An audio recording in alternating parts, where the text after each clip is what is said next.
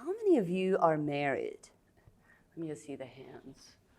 Okay, so some of you are engaged, we know that.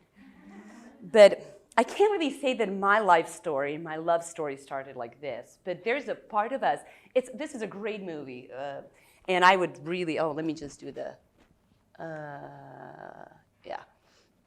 It is a fun movie, and The Greatest Showman you can totally watch, and even in a movie, it is portrayed that it didn't really go the way they thought it will go. And I've been married 25 years. I know some people were married more than I was, but it took me years and years and years and years to figure it out. It is really, I mean, I guess as I said, I'm kind of a slow learner. It took me a while to realize that the beginning and the story that I had in my head, I mean, Greg and I were not singing like this, but there were songs in our, in our wedding, and he wrote a song to me that I had framed, that I looked and cried later on in life. He's like, this is what he said in the beginning. And it was just, it has been, there's just the beginning is amazing. And I think that everybody's story starts well. And my question is, why do a lot of them don't end well? I mean, the statistics show that over 2 million people are going to say in the United States, I do. In the first decade, half of them are not going to do. It's just a horrible statistic.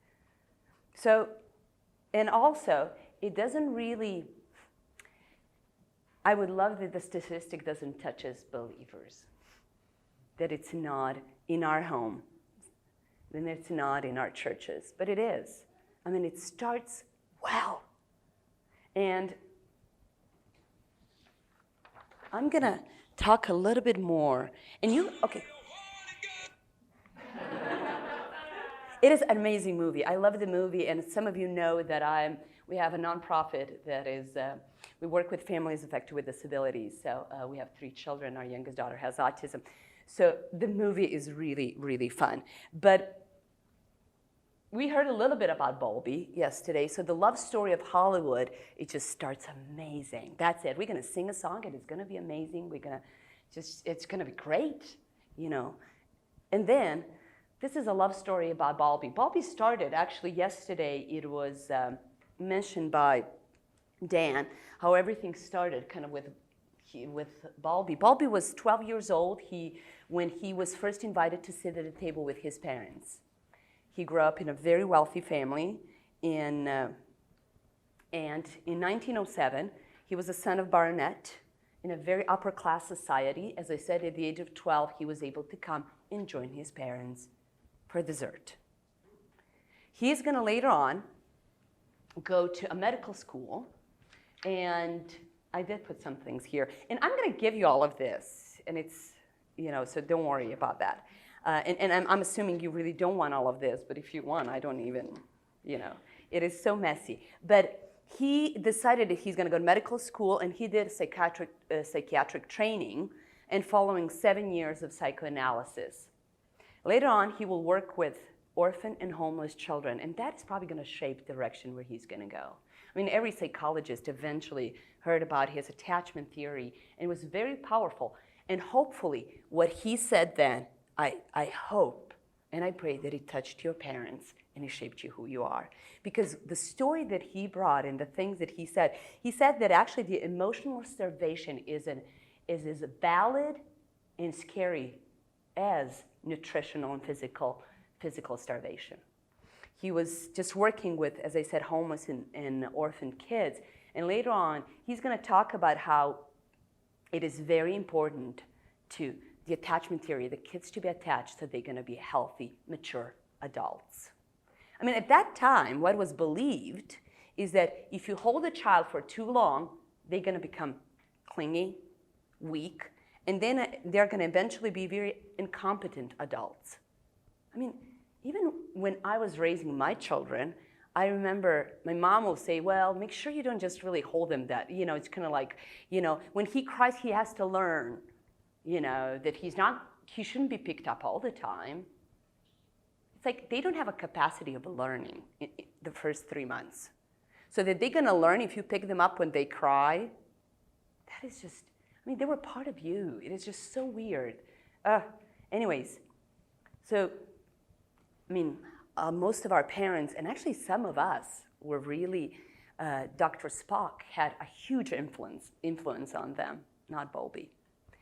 Bowlby is going to die in 1990, and he is never going to be really a witness to what his theory is going to do in affecting the attachment theory for adults and for marriage.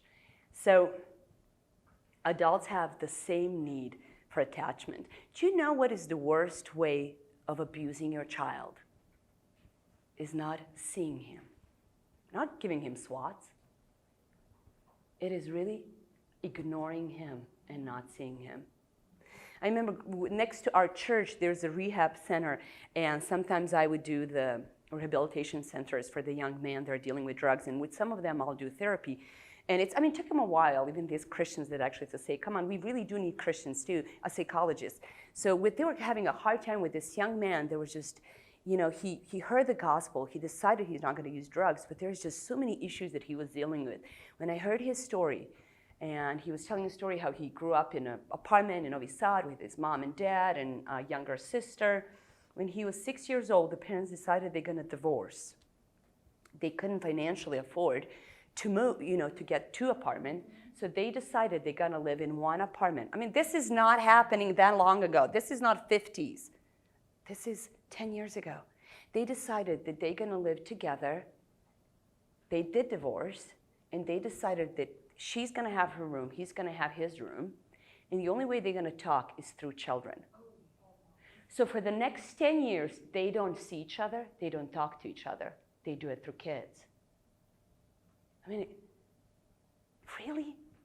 The most important person in a boy's life are his parents. So dad is choosing to say, I don't see your mom, and mom is choosing to say, I don't see your dad. Ugh. We are messed up people. So Dr. Sue Johnson, as we already mentioned in her book, she talks about healthy adults attachment.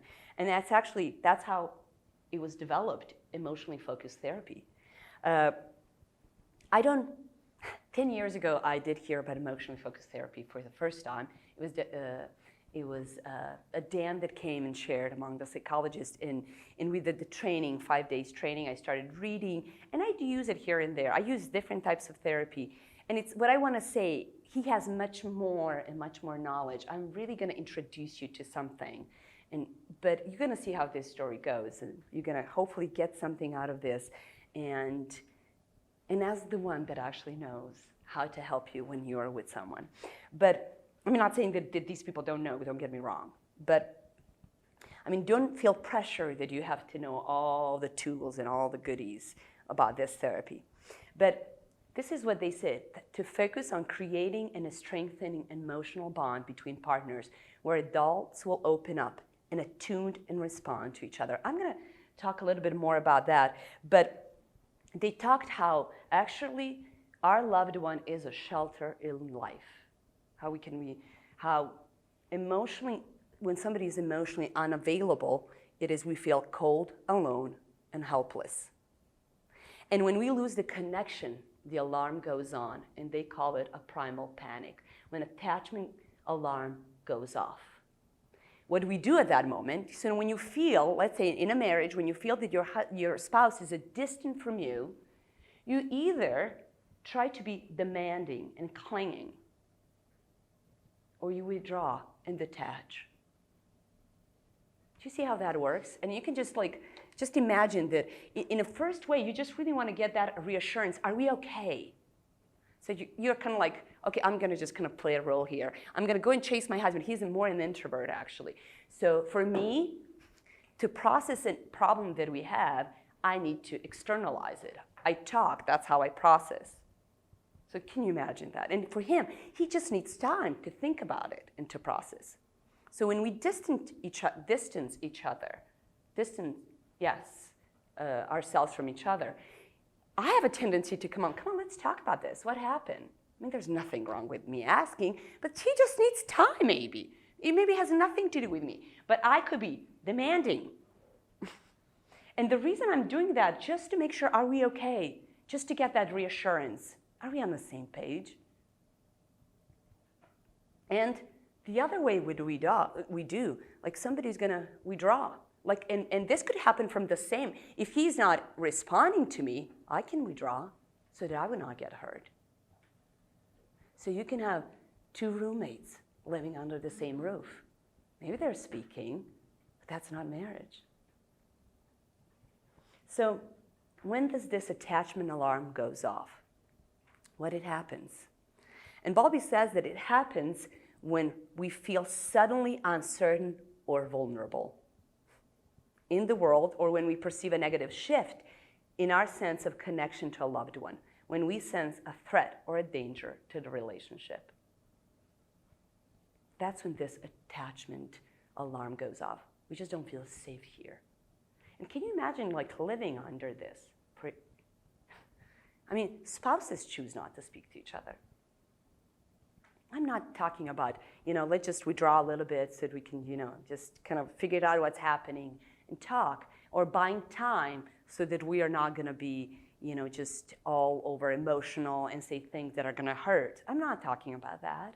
I'm not talking about count to 10 and go for a walk or spend time with Jesus and then come back. I'm just talking that they just withdraw. They just choose to stay away from a person that has been hurting them. So this is when I said that it's actually a lot that I'm saying you already know, because I want to talk about the first love story. And I really encourage you, it's so hard, okay, I'm going to walk to that. There's a really interesting book, and I saw it here, they have it, and you can buy it. And because there are a lot of pastors here, and you don't have to be a pastor to get the book or study the Genesis, but in the beginning, really, really good book. And it just describes few chapters, what happened in the beginning. I would really strongly recommend it. It is actually the opening chapter of Genesis, so it is kind of like digging deep and studying. And so these are some of the things that actually Henry Blaher said. One negative assessment of creation. Do you guys know what is the negative assessment of creation? What is not good? For men to be alone. World was suffering from an absence of a woman. I have silly ideas when I read the Bible, and one of them is, if I can pick a moment where I could be present and just watch, there are few moments that I would wish I could be there. One of them is when Jesus walks to synagogue and he reads Isaiah. But this is the moment that I wish I could be there. When woman was being created. I wish I could have been there. I think that was just a crescendo. When you watch fireworks at 4th of July in the United States, and I come from Serbia, so when I watch fireworks in the United States, that was really wow. But there's a crescendo at the end. Or when you listen to the symphony, and then that crescendo. And I think she was the crescendo of the creation. That was a wow moment when she was created. And I'm just going to mention a few things about her. And I know having people from different background, even theological views, I really don't want to step on anybody's toes. And I really want all of us to just have a glimpse of that, of the beginning, how it all started. So she was taken from man. He was Ish, she was Isha. God could use whatever he wanted to do to create woman, and he decided to take a part of man. I don't know why.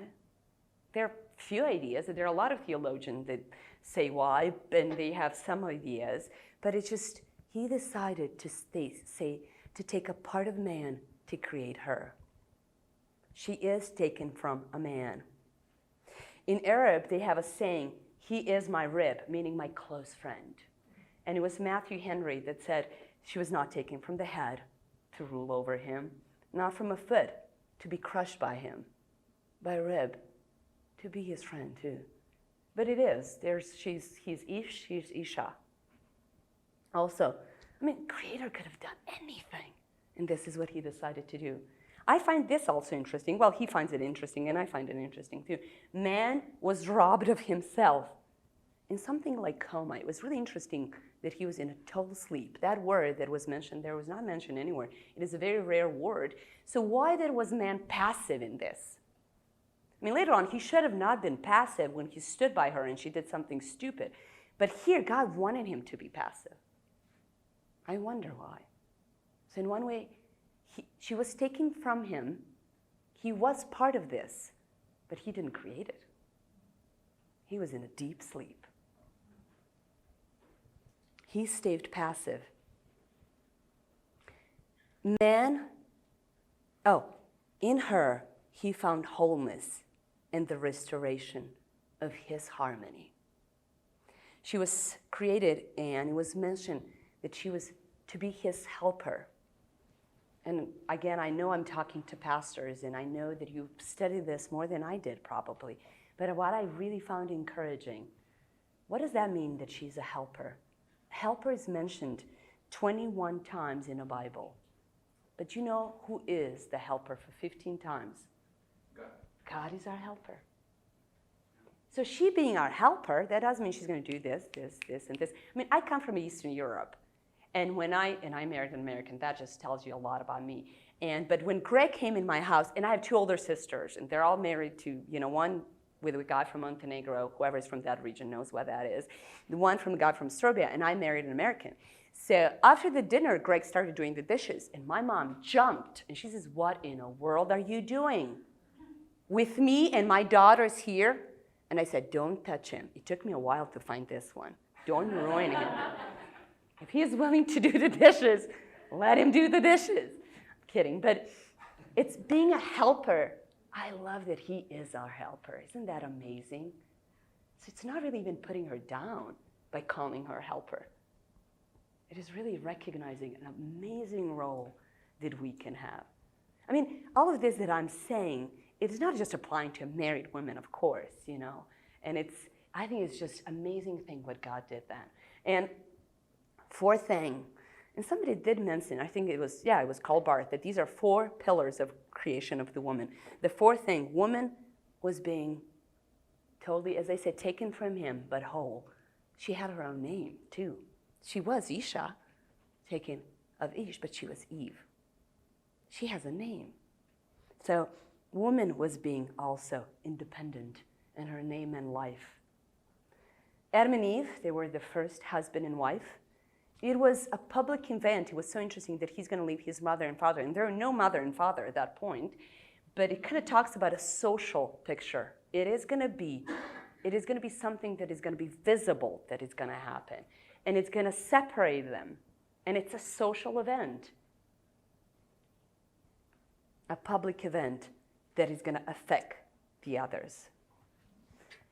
This is the quote from a movie. As you can see, I love a lot of movies. I studied German in school. I can't speak. I speak English, not because of my husband, but mostly because of the movies. There are 2 dilemmas that rattle the human skull. How do you hold on to someone who won't stay, and how do you get rid of someone who won't go? It was from the movie The War of Roses. But these are some of the things that the world will tell us what is important and what we should do for a good marriage. And I love to listen to some TED Talks and just kind of see whether, and you can, even if you Google marriages, and if you Google, there will be the best 5 talks. And there was a talk of Brene Brown that on vulnerability, I'll mention it here. But these are some of the things, the best talks on marriage. This is what the people say. I'm not even going to bring their names because I don't think it is valid here or important here to mention them. But this is what the world will tell us, what we need for a good marriage. So this is from a doctor. He wrote a lot of books on marriage. So he says, it is really important to get married later.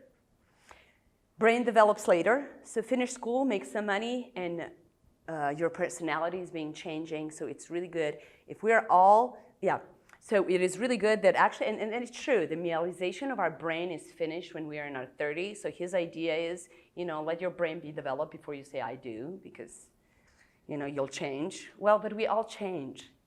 We change over the years. We change, and you can't really prevent the change and say, okay, let all the changes happen before I say I do. But he says, let's get married later. And their statistics show that couples that get married early, the chances of them going through divorce are higher. And then he says, share power, that people are most happy in their marriage if they share power. If both spouses have influence, men need to be present, not passive. And what I'm saying here, I'm not saying all of this is bad, but this is what, some ideas in the world around us tells us what is important and good for your marriage. And let me just say this, if you don't raise certain issues in your church, and if you don't speak on certain topics in your house, the world will. The world is going to bombard everyone in your church and your children and everybody dear to you. So you better think twice if you're ever going to speak, open your mouth and speak on certain topics.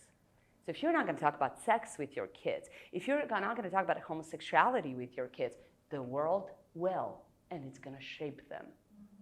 So I really encourage every one of you not to be afraid, not to be, even if you say, I don't know, but let's look, let's try, but please address. And they're never young enough that you're not going to mention, for example, sex. There are things that you can give them. Just think that their cup is smaller. You don't have to pour too much. But then you should talk to them when they're 2 or 3, when they're 5 and 6, when they're 11 and 12. Please talk. Also, please live, because they're going to watch you. I can talk about marriage as much as I want, but my kids are learning from the way Greg and I live this marriage. So this is another that was, I kind of found it funny. And yeah, let me just say the third thing that he said, care for each other. Is he and she there for you when it really matters? Do they follow through? Does your partner step out? That's very important for the marriage. Another person, this is a woman, this is what she said, it's really important for blissful couples and good marriage. Wife should be better looking than man.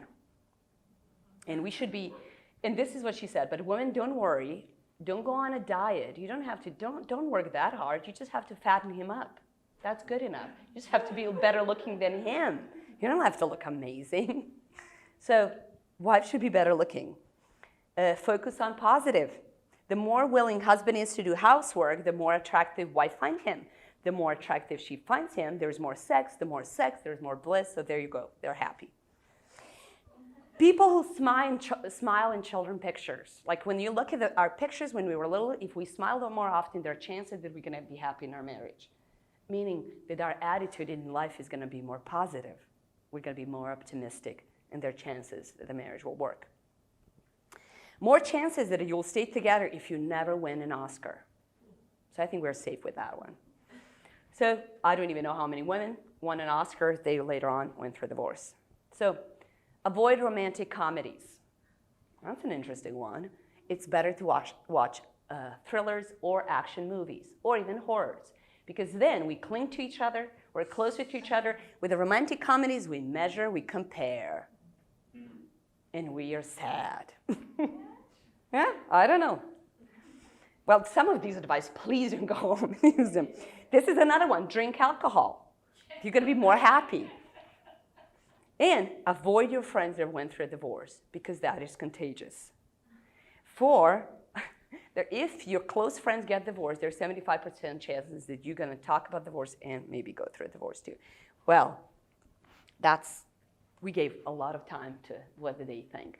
So this is a little bit what Dan Zank was talking about, and I'm just going to kind of touch a little bit.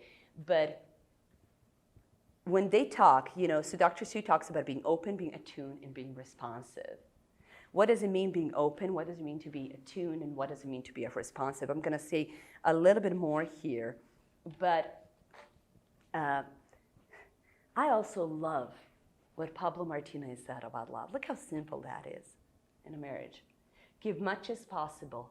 Think of him or her as good as possible. And pray for him or her as often as possible.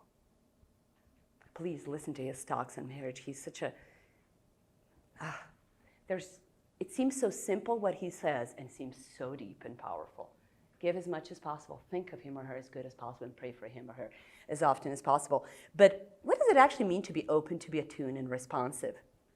So emotional safety shapes physical synchrony, and physical synchrony shapes emotional safety.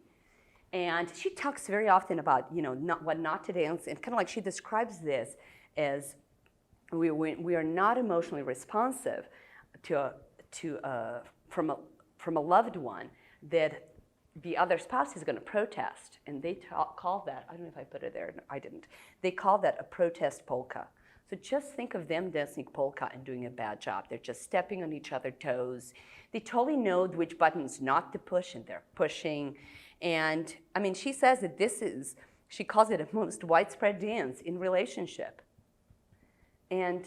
But then she talks what is really good, and I learn in pictures. So for me, I just see a couple really not knowing how to dance, I danced polka probably a lot of times, stepping on each other's toes and just not really being attuned to each other.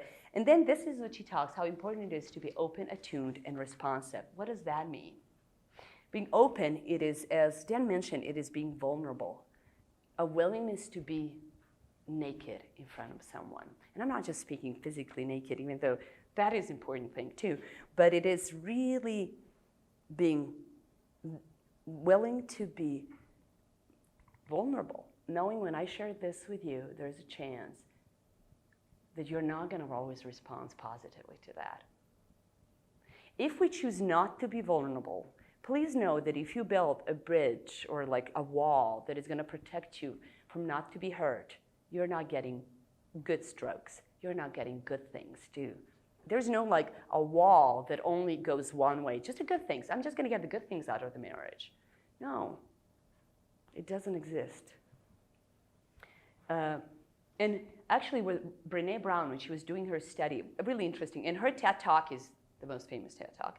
She talks, and it's 15, 20 minutes, you can listen, but she totally, a non-believer, studying what really makes people happy, and she realized it is when they're connected. When are they connected the most? When they're vulnerable. So, attuned, and really, it's synchrony. This is such an interesting, there's a study done in 1992, the neuroscientists discovered the mirror neurons.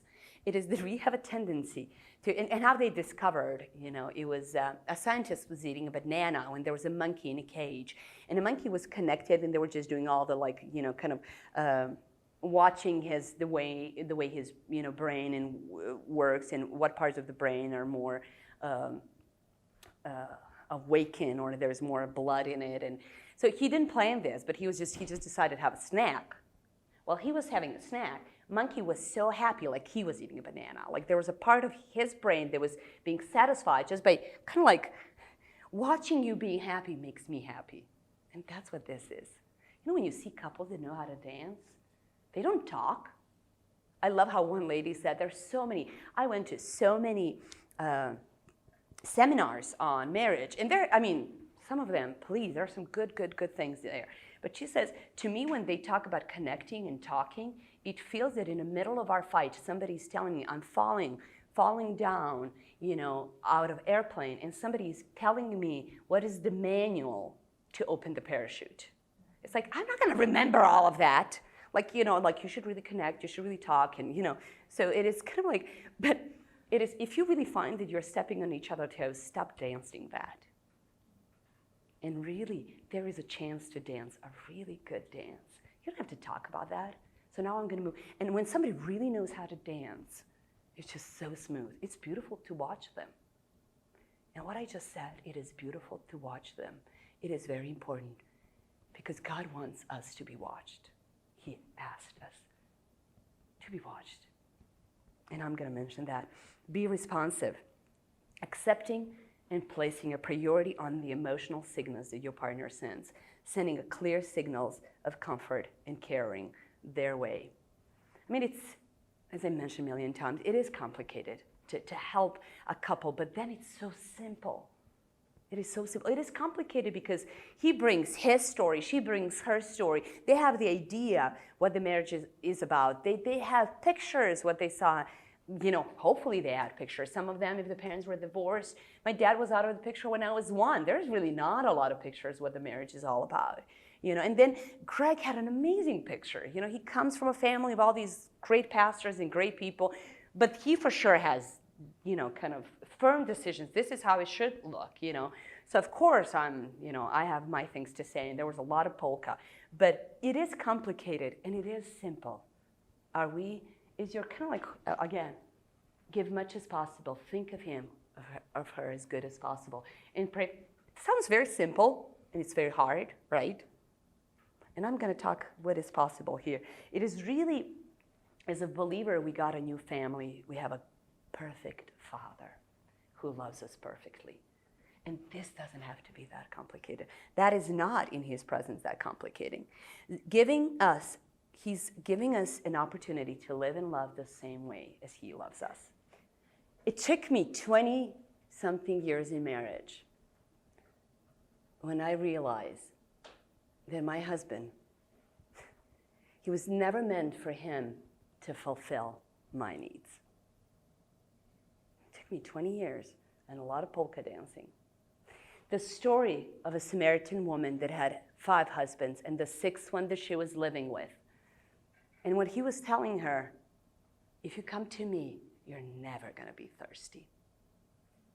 And seriously, it took 20 years to realize that God never intended that Greg is going to be the spring of living water. That's Jesus. And he's going to leave me thirsty. It took me a while to see the bigger picture. It is amazing and powerful how the dominant image throughout the scripture of God's loving relationship with his people is the image of a faithful bridegroom and betrothed and the wayward bride and betrothed. The creation week culminates with a wedding. After the fall, the most powerful and frequently recurring Old Testament image of God is seeking the redemption of his people as of a jealous husband pursuing his immoral wife. Significantly, the first miracle of Jesus is at the wedding. In the New Testament, marriage is explicitly described as imaging Christ and his church. It is so powerful that the image that is like story about the marriage, it is really, it is woven with the picture of a marriage. And another thing that is so important here, we are in these stories, actually, they're just, seeing the bigger picture, this is the love story worth sharing. I thought I had that slide. Well, maybe I have it later.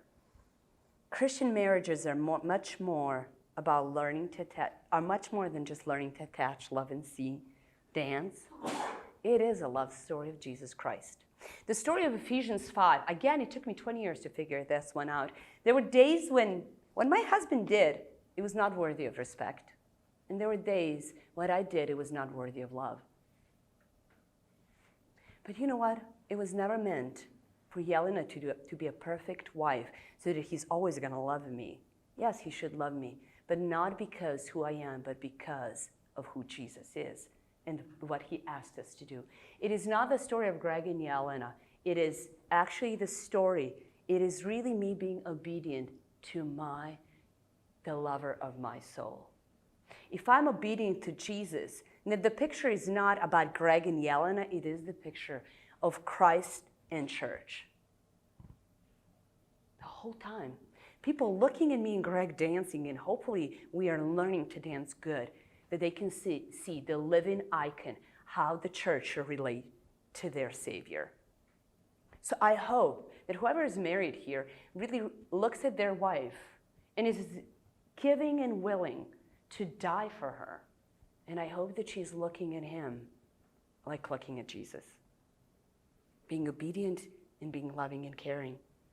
There was a friend of mine who says that in therapy, there was a couple that came, a Christian couple. And he was just so stuck on this, like she should be obedient. She has to obey and obey and obey. And he says, and I turned to him and I said, and you need to die, die, and die. This story is not easy. Nobody got an easy one.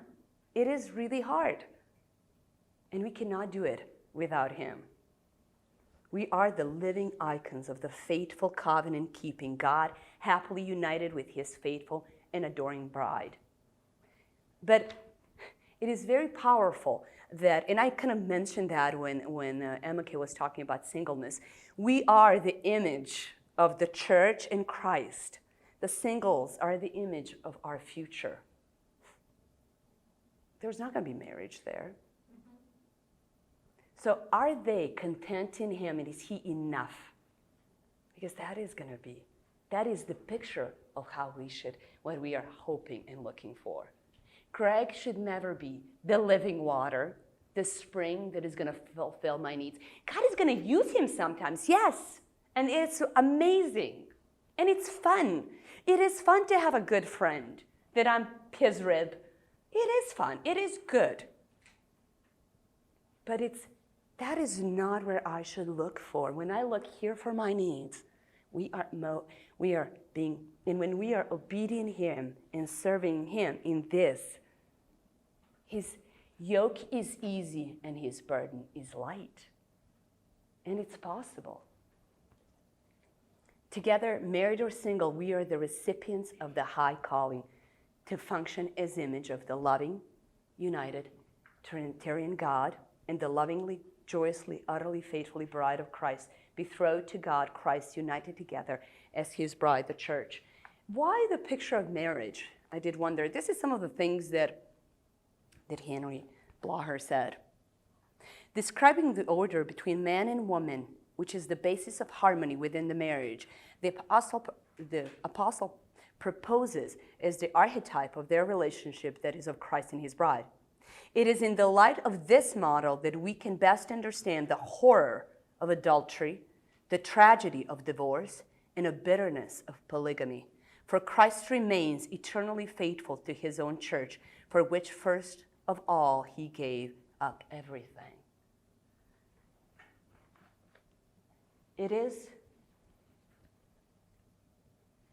as I said, the love story worth sharing. But it's also, it is a different type of lovemaking, a different kind. I'm convinced that God loves each and every one of us with depth, persistence, and intensity beyond imagination. Like the story of a prodigal son. I actually kind of think that it's more a story of a loving father. Divine love is absolutely unconditionally, unlimited, and unimaginably extravagant. Love is, and it should be, our identity. Christ should be our identity. Not our gifts, not our calling. He. And when he is my identity, being single or being married to a guy who is a Christian or not, I mean, we don't know, and life brings a lot of things. But whoever is next to me, how can I be a living icon of how the church should treat and respect Christ?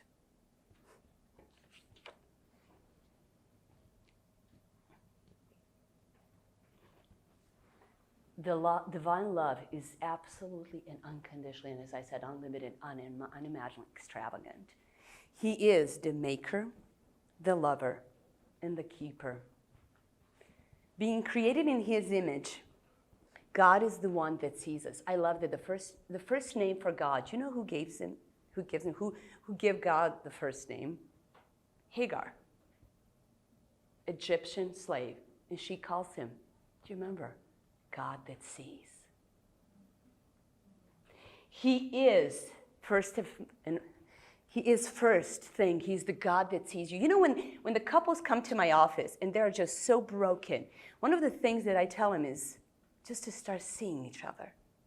I want you to see. I want you to come next down with the 10 things that you saw in her, good things. And you come with 10 things at least that you saw in him. Sing. That's how the lovemaking starts. Our God is the God that sees. Our God is God that is there for us. He surrounds us. Psalm 139, he's in front of me, he's behind me, he's everywhere. He's when I get up, when I sit down, he is there. He is present. He promised that he is not going to change, and he's always going to be with us. He is the God that is being revealed to us. Peniel is the place where Jacob meets and sees God. He is, I heard the lover of my soul in Johnny's book. Johnny is quadriplegic. She can only move her head. There's a lot of things that she's not and didn't experience in her life, but she calls God the lover of my soul. And I hope that there is not going to be any male here that is going to be homophobic not to call God the lover of his soul. Let he be the lover of our soul, because we are redeemed through him. We are protected in him. We are loved in him. I love in Psalm 62 when David says, when I wake up in the middle of the night, I cling to you, and your right hand holds me. Gosh, that is so personal. The cries of my soul, he knows the best. Sometimes I don't have the words. Sometimes I don't know what to explain. Sometimes, this is what I do in my office. I totally have an empty chair. This is like a little Gestalt moment. They have a lot of empty chairs in their therapy. I bring an empty chair and I said, Daddy, listen to me. It is hard for me. I'm having a hard time in this marriage or in this family or with these children. And he listens. The reason I'm a believer is because I'm not talking to the ceiling. The reason I'm a believer, when I ask for wisdom, he gives. When I ask for love, he gives. Try putting, who has teenager kids here? Anybody who suffers from the same disease I do? So, try putting your child's name when you read 1 Corinthians 13. It is hard. You don't even know how many times I said, I can't. Is patient with everything, forgives everything. It's like, she's a stinker. And then I really said, please give me love for my own child. Let me be patient with her. Let me love her. This is a different topic, but he is the one, the lover. He is the keeper. He's much more, I just put these three things, but he's much, much more. But he's the one that waits, that hopes for us. He's the one that gives us future. He's the one that says, I'm going so that you're going to be having me living in you. That is just profound. How do you describe that? That he is in me and I'm in him and I want you to be in us. That is so personal. I don't even know how to comprehend that. And that's what he's saying. And he's going to go and die. And that's what he tells his disciples. This is how you're going to run the church. This is what you're going to do. No.